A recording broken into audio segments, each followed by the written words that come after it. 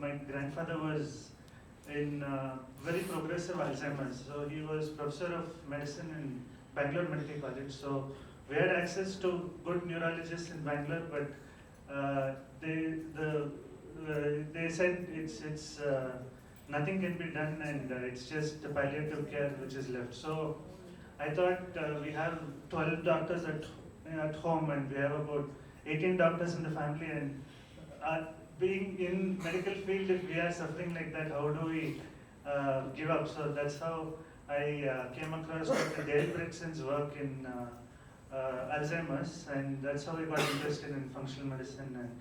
And once I got into surgical gastroenterology, my perspective was always to look at root cause, because after going to functional medicine, you tend to look at why of the disease. And now I kind of integrate holistic medicine with the conventional practice. So I would like to talk about a few things in acute setting, like Sir was mentioning.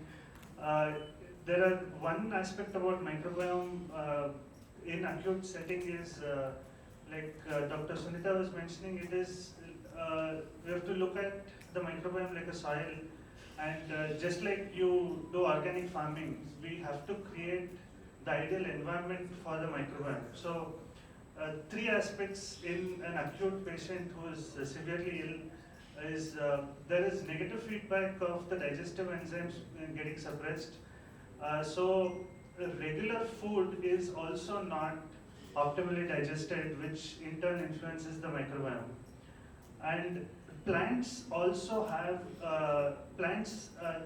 they have inbuilt mechanisms to protect themselves. So the lectins and pectins and phytates, all that in plants to prevent animals from eating them. So in a severely ill patient with disrupted intestinal permeability and the digestive enzymes being low, these anti-nutrients also might contribute to intestinal permeability getting more. So in an acute setting, when we get such patients, it is ideal to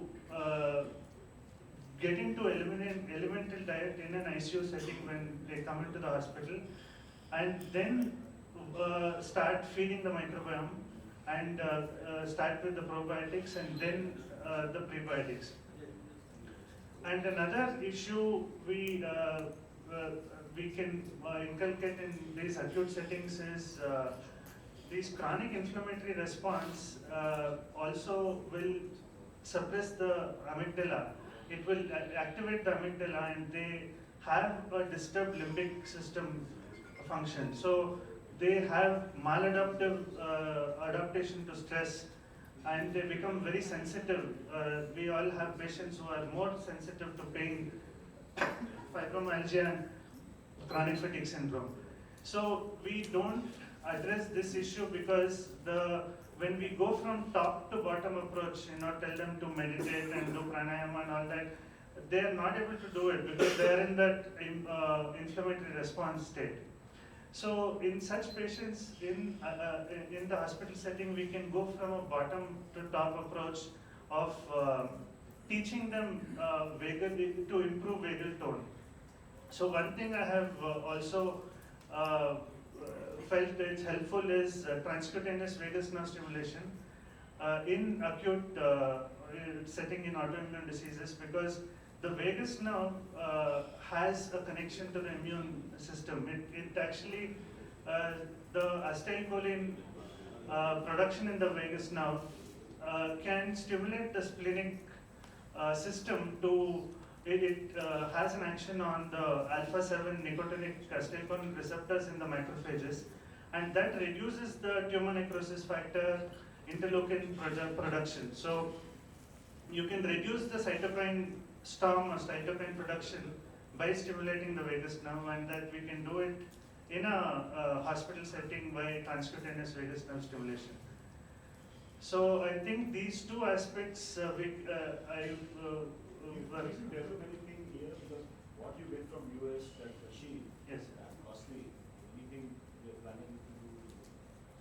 I think the technology is straightforward. It's we just have to incorporate the technology we have in TENS, which physiotherapists are using, and change the frequency to suit the vagus nerve.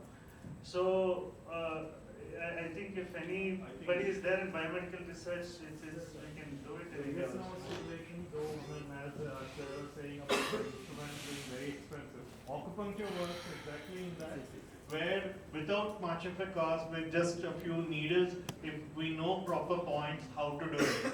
The same vagus nerve stimulation can be done with acupuncture.